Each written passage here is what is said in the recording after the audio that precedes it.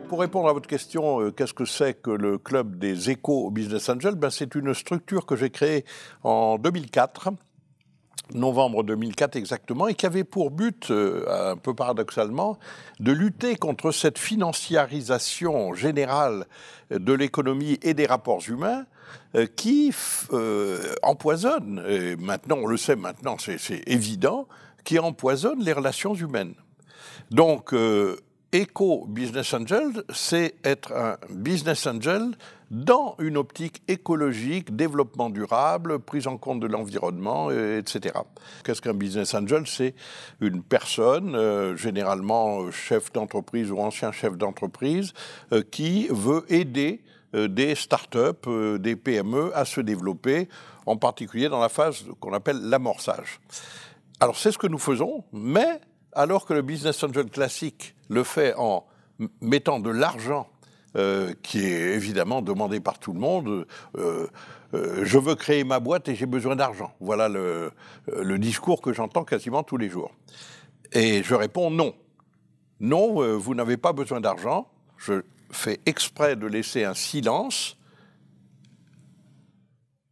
Et je dis, vous avez besoin de clients. Il faut commencer par trouver des clients intéressés par votre produit et service, et à ce moment-là, seulement réfléchir en termes de structure et en termes. Il y a même certains des clients qui peuvent être tellement intéressés par votre produit, votre service, qu'ils sont prêts à financer même votre développement. Et c'est arrivé, j'ai plusieurs exemples comme ça. Donc ça, c'est pour les éco-business angels. Donc ce que je fais actuellement, par exemple, j'ai plusieurs startups dans des domaines très différents. Ça peut être l'énergie, ça peut être le développement de toute une région.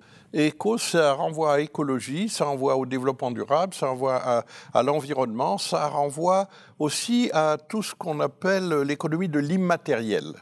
Alors, l'économie de l'immatériel, c'est en fait tout ce qui n'est pas écrit dans un bilan, mais qui peut faire comprendre pourquoi une société se porte bien ou pas.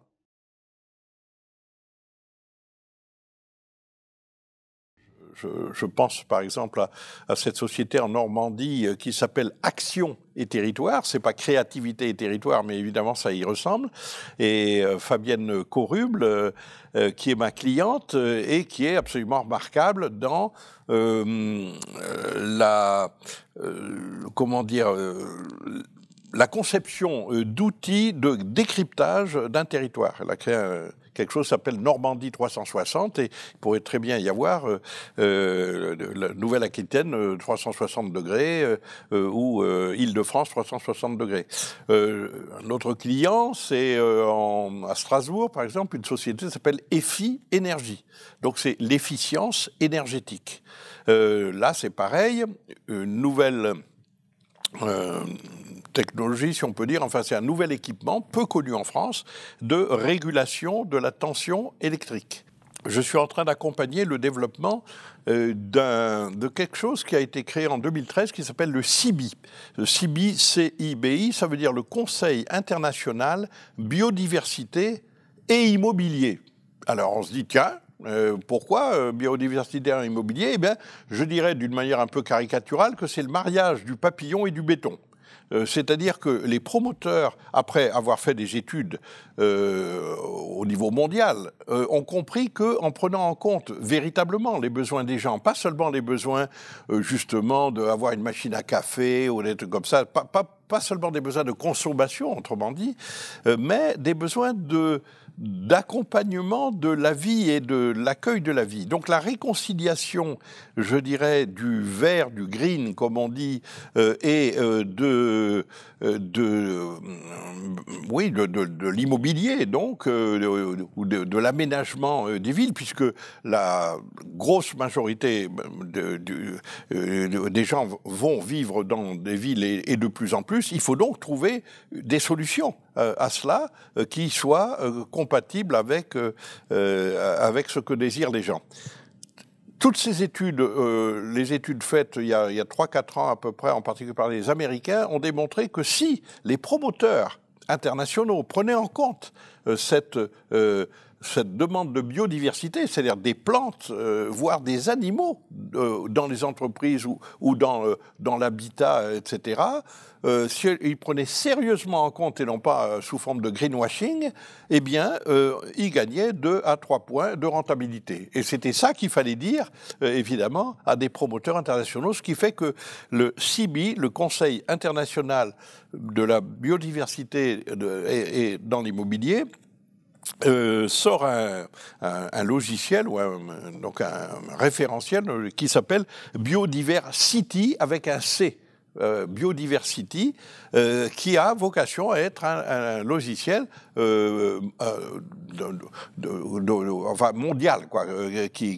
Donc c'est un label, une espèce de label. Il y a déjà 30 ou 40 ou immeubles ou zones d'aménagement qui répondent à un certain nombre de critères qui donc sont labellisés Biodiversity, et il y en a une quarantaine qui attendent. Alors ça, je trouve ça extrêmement intéressant, et j'aide cette association à se développer. Autre exemple, tout à fait différent, où j'interviens aussi bénévolement, je suis à Poitiers aujourd'hui parce que cet après-midi, je participe à un jury pour aider, aider des jeunes qui veulent créer leur entreprise, et je fais ça dans le cadre de Passerelle et Compétences. Passerelle et Compétences est une association bien connue maintenant de bénévoles qui interviennent pour aider des associations dans leur développement, associations à but, je dirais, ou humanitaire ou social, et c'est là où on retrouve la RSE, dont on parle beaucoup, la responsabilité sociale et environnementale.